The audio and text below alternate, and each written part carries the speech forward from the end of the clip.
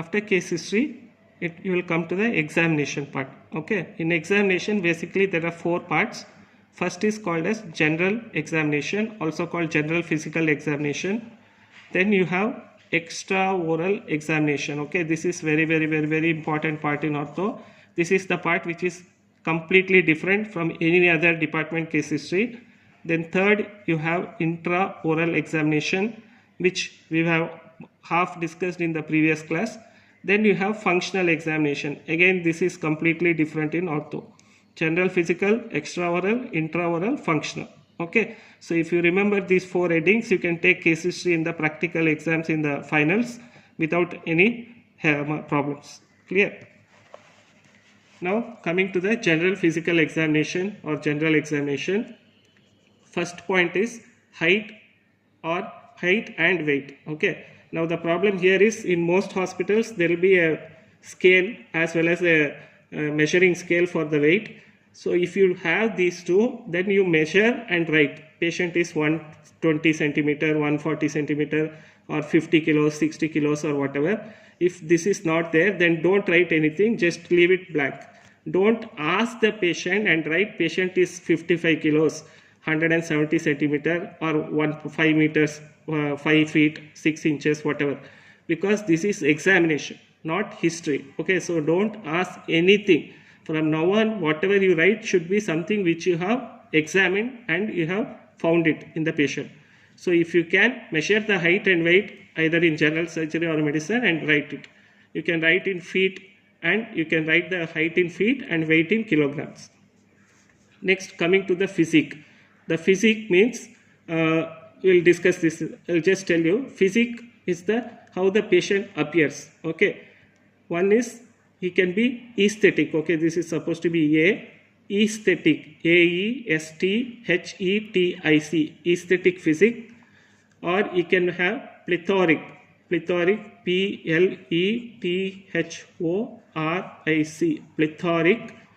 or athletic, athletic.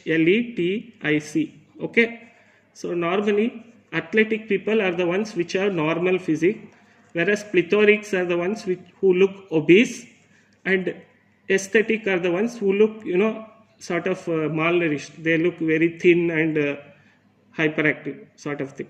Okay, so this is physique. Now we come to the build.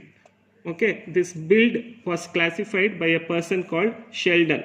It was a person called Sheldon who classified the build into 3 types. He classified them as ecto, morph, ectomorph, ectomorph, ectomorph, endomorph, and mesomorph.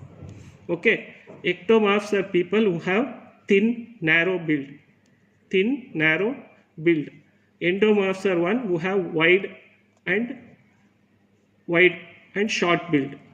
And mesomorphs are those who are proportionate in build. Okay, now both the physique and build, the explanation or the examination looks almost same, but it is both completely different. Build refers to the skeletal framework of the patient. If this is the skeletal framework, okay, patient can be like this or it can be like this. Okay, so this is, you can call it as athletic, and this is plethoric. Whereas over the years, because of their eating habits and all, if they become obese, their build will be athletic, but because of their eating habits, nutrition is not proper, they may become endomorphic. Understood?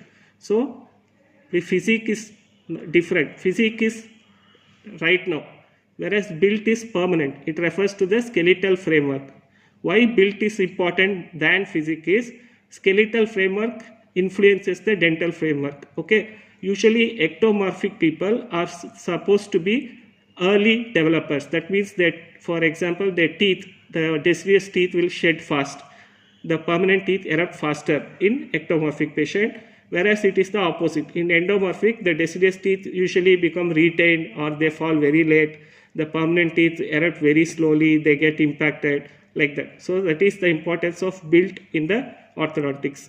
So you have height and weight, physique and build.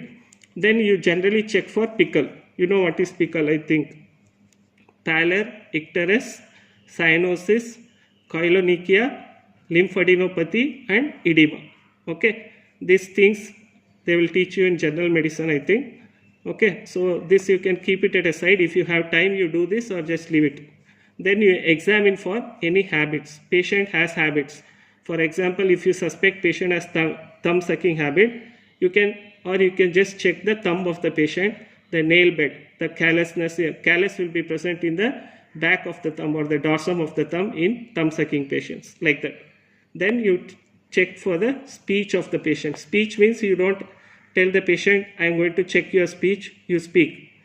All this while, when you are taking case history, you are examining, you should keep on constantly talking to the patient. You should ask, what is your name, what are you doing, what class you are studying, what are your subjects, or what is your future plan, like that. Whatever you want to keep, you don't have to listen to what exactly they are telling, but you can notice the speech pattern, whether they are speaking clearly or certain sounds are not being pronounced properly. These things you have to notice, so that when you come to this part, by the time you should have assessed certain syllables are not being pronounced properly, you should mention it during this part. Understood? So this is just general physical examination.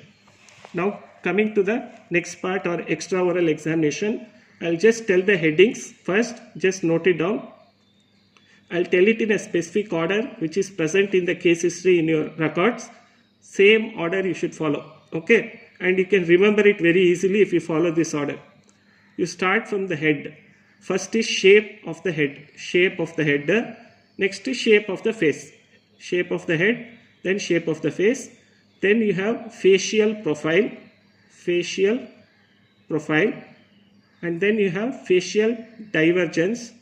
Facial profile and facial divergence. We have already talked a little bit about this already. Then facial proportions. Facial proportions and facial asymmetry. Okay, facial asymmetry.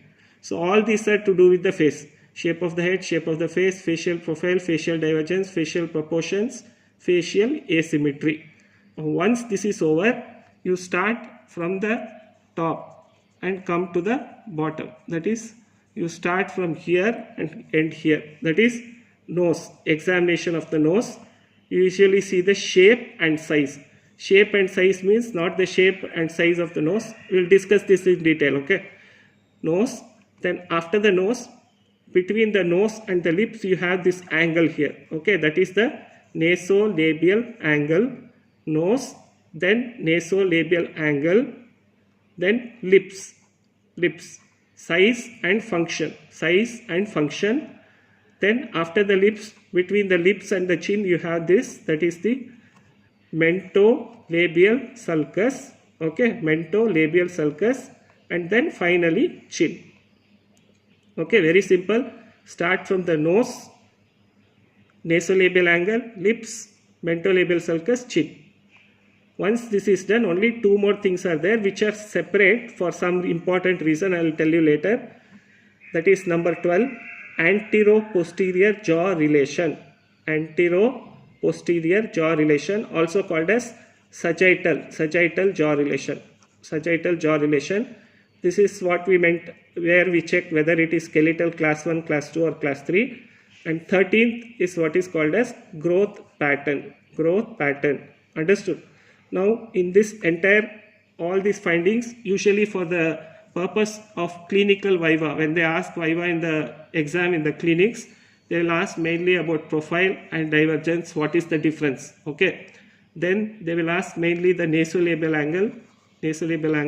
Okay. Then they will ask about lips, what are the different types of lips and all that. Then they will ask about the sagittal jaw relation. Okay. How do you check for that? So these are important things in the extraoral examination.